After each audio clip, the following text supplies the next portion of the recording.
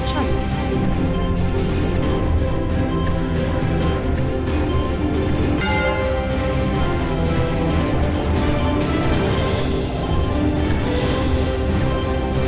Thank you for watching Lango News channel.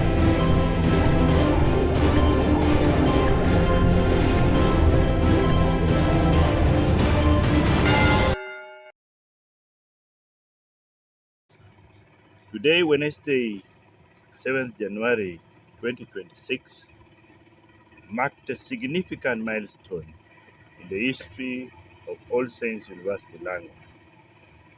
We witnessed a change of leadership, that is the Vice-Chancellor role, from Professor Andrew Anthony Chula to joint caretaker Vice-Chancellors.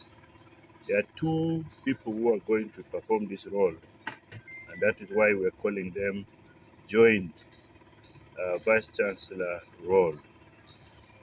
And the two, Dr. Edward Peace Obura Onep and Mr. Martin Owing, they will be the ones that will be running the university as Vice-Chancellors, but they're only at caretaker level.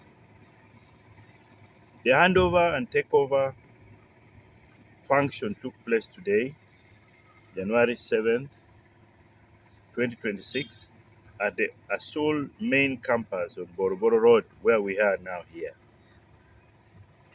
Professor Chula's two-term contract of 10 years had come to an end. That's why we had to do a changeover. The handover ceremony was presided over by the University Chancellor, who is also the Bishop of the Diocese of Lango, Professor Alfred Olua, and myself, Chairman, Governing Council, Mr. Francis Peter Jede. The handover marked a smooth transition of leadership and administration in the university. The outgoing Vice-Chancellor, Professor Anthony Chula, highlighted a number of achievements made during his tenure of service, including putting up this building where we are, the headquarters, and thanked the Chancellor, Chairman, Governing Council, members of Asul Management, and the wider community of the university, Lao sub-region, and beyond for their support during his tenure of service, and prayed that the same spirit should be accorded to the incoming team. The incoming team, caretakers, Vice-Chancellors, Dr. Obura, Edward Peace Onep, and Mr. Martin Owing, expressed their commitments in advancing the cause of All Saints University Lango, strategic goals and objectives to greater heights. The Chancellor and Chairman Asul calls upon the public to accord the incoming caretakers of Asul full support and cooperation as they move Asul to the next level. We would also like to inform the public that among the many tasks that was given to the new management is to introduce MBA programs to be taught online as well as evening and weekends. We also directed the incoming management to introduce online programs in all programs that we have in the university, and to also ensure that the university gets its charter this year. We also asked them to ensure that they have the increase on the enrollment, the number of people that are to join the university. This was the message that we gave out, and would like to end by saying, may the Almighty God continue to guide and lift the university to greater heights. Amen. Signed by Francis Peter Ojede, Chairman, Governing Council, All Saints University, Lango. Thank you very much. Enrollment is at 1,040. 1,040 is the number that we have. We started with 72 when we opened the university. We were only 72, but now we have 1,040, and we have given the university management a target of 5,000 within the next 2 years. So we hope to have 5,000 students within the next 2 years. The other thing that we have emphasized to the incoming management is that they should focus on infrastructure. We need them to develop this place because we have overall 27 acres here. This particular where the building is, and then opposite Akibwa Stadium directly. Here is about 10 acres, and then opposite Akibwa Stadium is 17 acres. So we have total 27 acres as a university, and we are saying we need to start construction work. And in the construction work, we need to have lecture halls, and we also are proposing to start having where students can sleep so that we can accommodate people who come from far away. And these are plans that we're asking management to take up. We have also been lucky. You all know that government changed the policy in terms of teachers of primary, and therefore Colonel Lawrence College, which used to be a facility for teaching teachers who teach primary, has been given to the Diocese of Lango and All Saints University Lango. So we are also taking over, and therefore a lot of training will also be done both here and also in Colonel Lawrence. And all of you know the facility of Colonel Lawrence is a huge land, and I am not even sure about the acreage because it's a lot of acres and a lot of people are also infringed, but we shall open the boundaries and be able to know how big it is, but it's a big facility. Then we, as I said, we also emphasize that apart from thinking about only education, we also should be able to go outreach programs. We should be going to secondary schools, we should also be going to primary schools, and we should be able to really go to parents and tell them the benefits of education so that they're able to come to study here.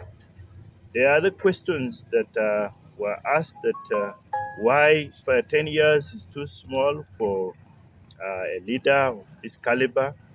Obviously, Professor Chula had earlier on worked with Makerere University, and he worked for a long time, and he had actually reached the age where he requested for retirement. So we asked him to come and help us to set standards that are similar to that of Makerere, and it reached a stage where we think that, and he thinks that he had reached some level where he needed to rest. So he did not go out for any bad reason. He only needed to rest, and therefore we needed some new blood to support the initiative so that the university can grow. Again, we also, change is also good because it also helps in bringing new ideas. Because if you have the same person, then definitely the ideas can also be exhausted. And also people get too used to the person to the extent that they may not be able to listen or do things that are supposed to be done. I know you are also interested in knowing that there's some challenges that the university has been going through, but I can assure you that a lot of challenges were there during COVID, And all of you know it, during COVID, everybody stayed home. But for us, we also had to stay home. Of course, during that period, we already had contracts with some of our staff. It brought us some challenges, but I want to report to you that all those challenges have been resolved. So now we are on a very good footing, and we are there to now develop this institution to a higher level. Thank you very much. As the Shire Governing Council, how do you look at the capacity of the leaders who are coming in, the Vice-Chancellors? I think the capacity is good. And as I said, we have two people that were brought together. And one person is very strong in finance, and he's going to handle mainly finance and administration. And another one is very strong in the area of academic. And to be precise, Martin has been a banker with big banks in this country. He's an MBA, he's a master's in finance as well. So he has mastered in that area. He's very strong in the area of finance, and he has been doing it. He has done consultancies in that area. He has been in the council of Makerere University and also All Saints University, very strong in finance. So we add to Dr. Obura, who has also been an academic registrar of Makerere University. If I say that, you know what it is. Very strong in the area of academics and very strong in management. So we bring the two together. I can assure you this is a very strong team. And then, of course, adding on to the existing team, we have the US, Mr. Kisa, who was a former DEO, having served as a teacher. So that combination is very, very strong for us to move.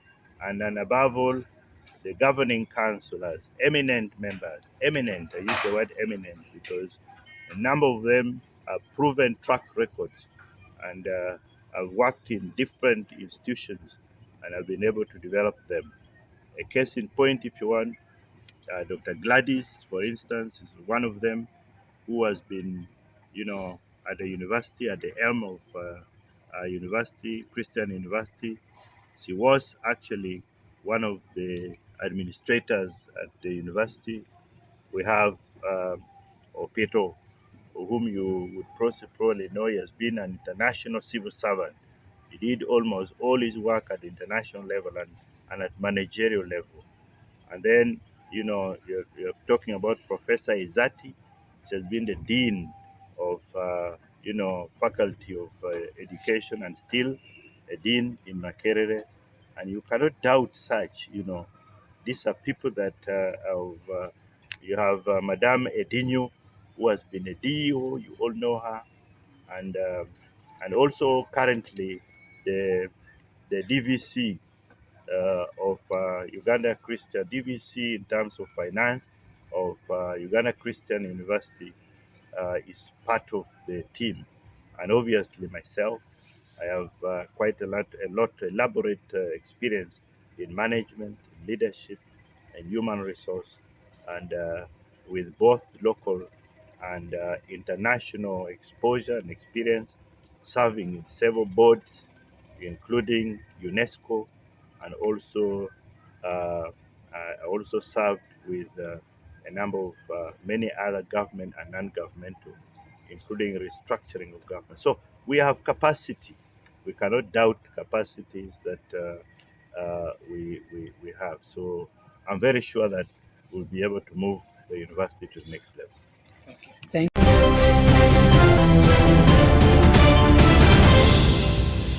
Thank you for watching Lango News channel. Please subscribe for more updates.